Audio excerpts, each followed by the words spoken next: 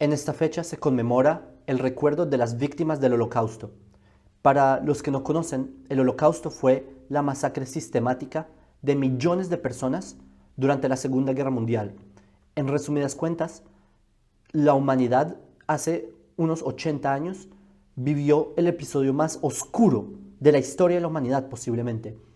Y durante el Holocausto se masacraron millones de personas, desde gitanos de formas extremadamente crueles y bueno, otros grupos étnicos, otros, digamos, creencias religiosas, etcétera. Pero al grupo al que más masacraron de forma sistemática fue al pueblo judío. Los nazis, que era una ideología que en este momento era la dictadura en Alemania, era un régimen fascista que buscaba exterminar, acabar con mi pueblo, con los judíos, y mataron a 6 millones de nuestros hermanos. Mataron indiscriminadamente a judíos, desde niños, ancianos, mujeres, solo por el hecho de ser judíos. No les importó religiosos, no religiosos, ashkenazí, sefaradí, no importó. Los nazis exterminaron judíos por el hecho de ser judíos, porque sí, por odio contra el pueblo de Israel. Y en esta fecha, nosotros estamos recordando a las víctimas del Holocausto.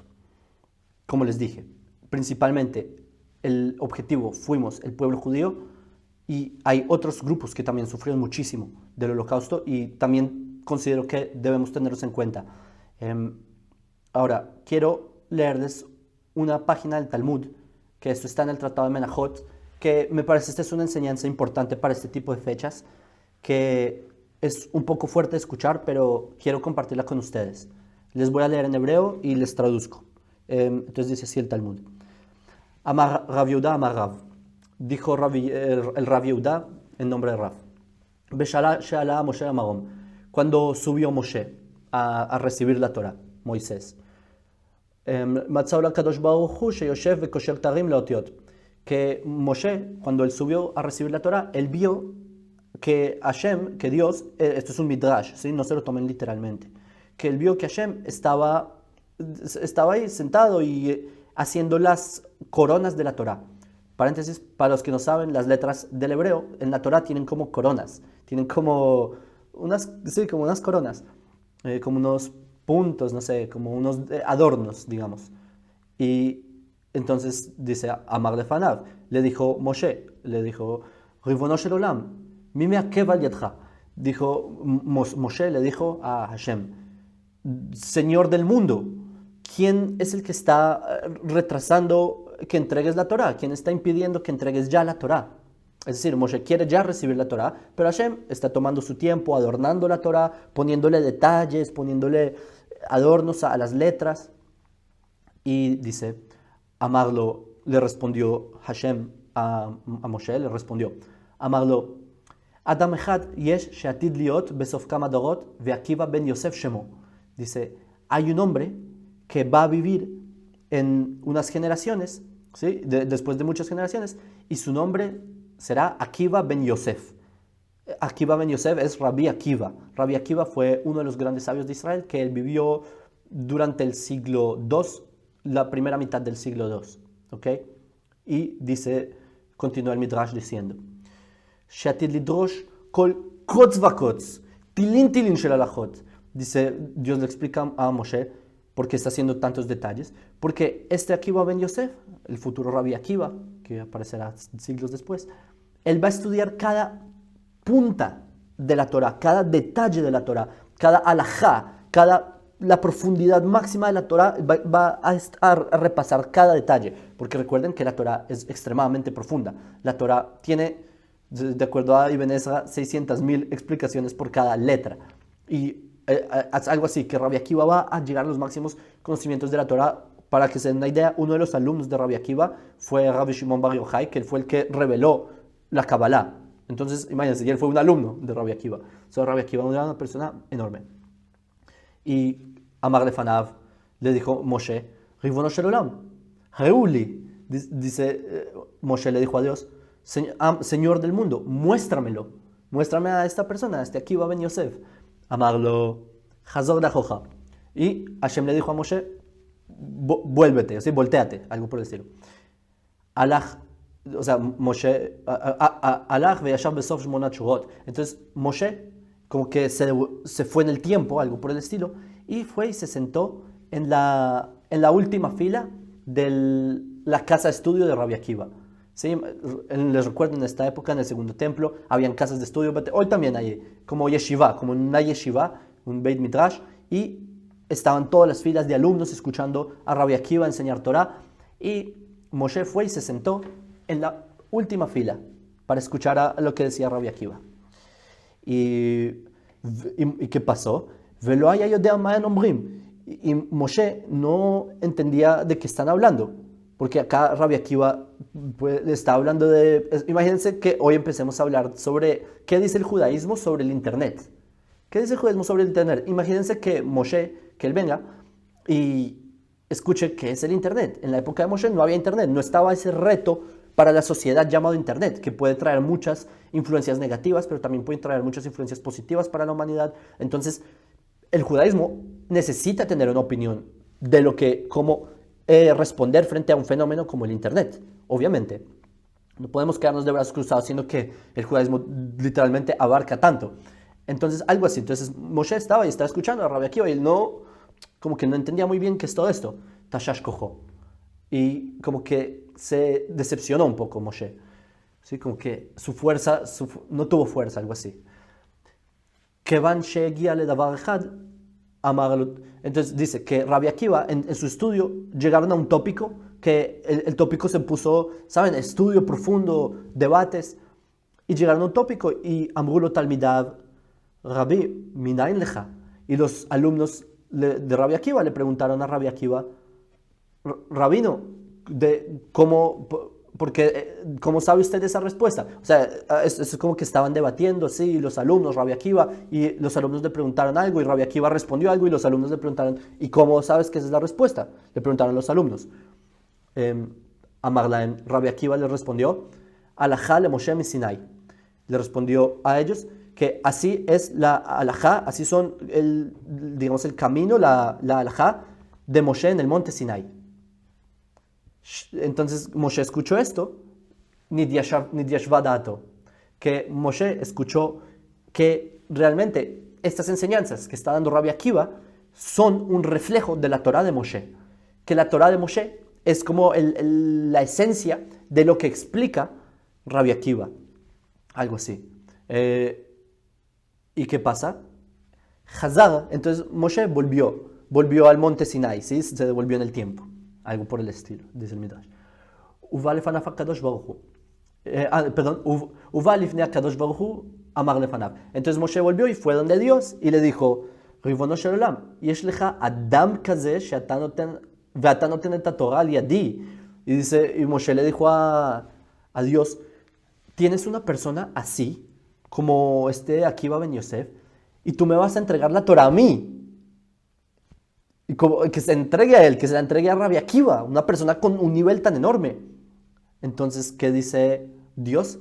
Dios le dijo, Shtok, cállate, le dijo. Kajala b'machshava lefanai. Así quise yo, así vino el pensamiento a mí, es literalmente, pero Dios le dijo como, así es como mi voluntad, así quiere mi voluntad. Amar lefanav, y Moshe le respondió, Ribono shel olam, Ariteni Torato, Haren Isharo. Dice Moshe, le dice a Dios, ok, está bien, pero Señor del mundo, muéstrame su Torah, muéstrame la recompensa de esta persona, ¿cierto? Porque Rabbi Akiva fue una persona tan grande, seguramente su recompensa fue muy grande, ¿verdad? Pues porque era tan grande en la Torah. Y amarlo, Dios le dijo a Moshe, Hazor, y Dios le dijo a Moshe, vuelve. O sea, Moshe volvió en el tiempo, ¿sí? En el Midrash. Hazar le Ajorav, y volvió Moshe atrás.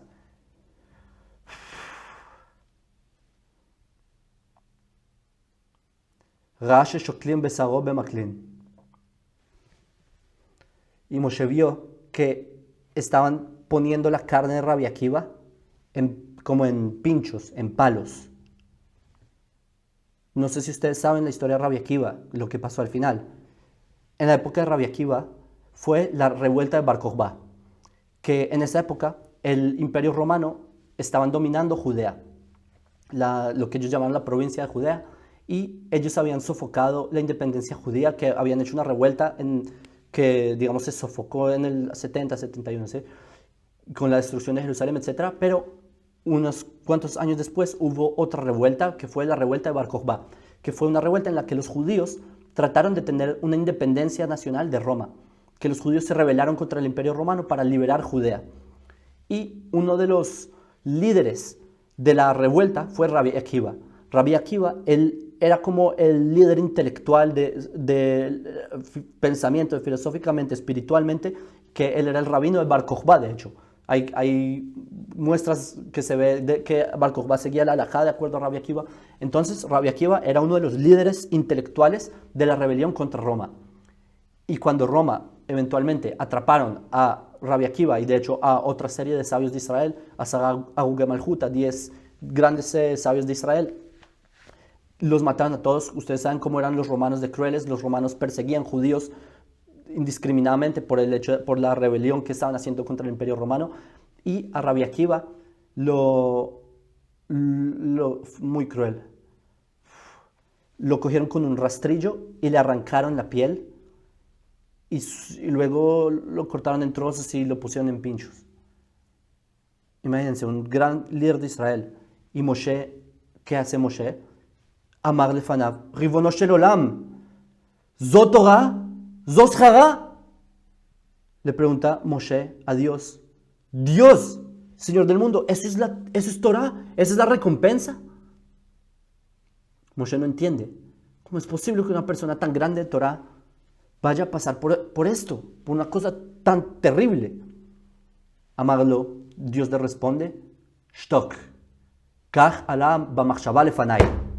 Le dice Dios a Moshe, silencio, así es mi voluntad, así vino el pensamiento a mí.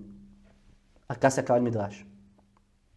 Señores, la enseñanza de este Midrash, que es muy profundo, me puedo poner a explicarles cada detalle, pero quiero con la última línea. ¿Ok? La Shtok, kach ala b'machshava lefanai, como cállate y así es como fue mi voluntad, dice Dios.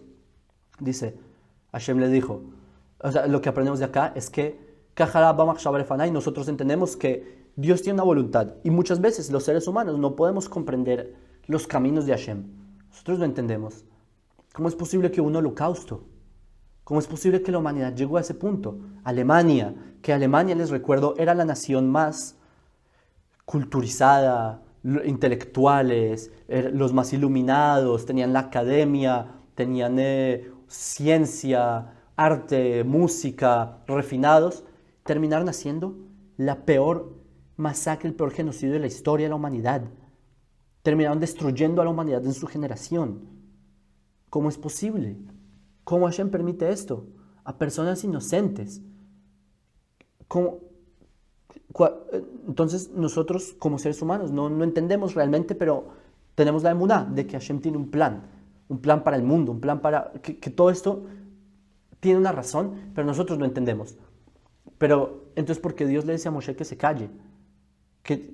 Porque es muy fuerte si se ponen a pensar. ¿Acaso Moshe no puede preguntar por qué hace esto? ¿Y que Hashem le dice que se calle? Pues la respuesta, nos enseñan nuestros sabios, es que no es un cállese, deje de preguntar, no es eso. Es como un cállate a silencio, escucha. Porque una persona siempre se va a estar cuestionando esto. Pero cuando una persona siempre está desesperada tratando de buscar la respuesta y diciendo la respuesta, y miren, acá hay muchas personas que se ponen a dar explicación de por qué un holocausto. No, el holocausto ocurrió porque porque los judíos no cumplían Shabbat.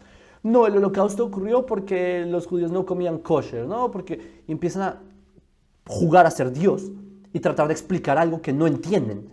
Las personas se ponen a explicar el holocausto, la Shoah en hebreo, se ponen a explicar el holocausto y las injusticias del mundo en base a nada, en base a su explicación limitada del mundo.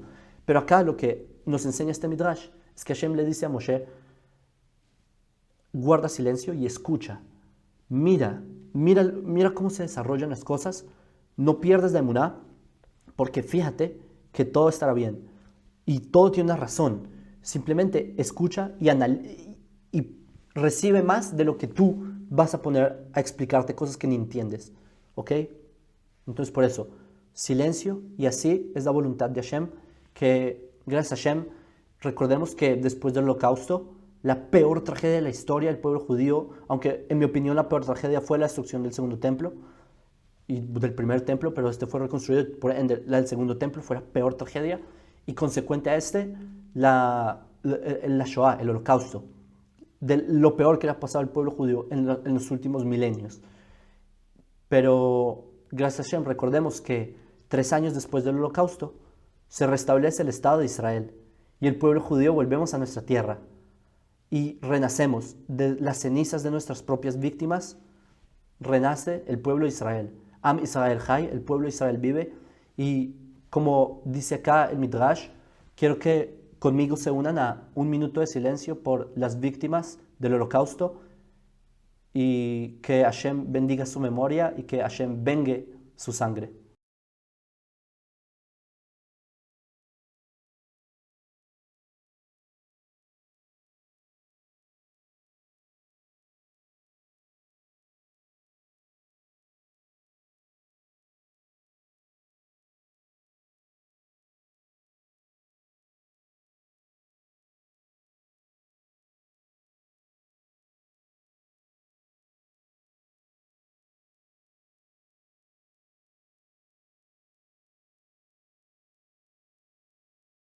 Saludos desde Israel.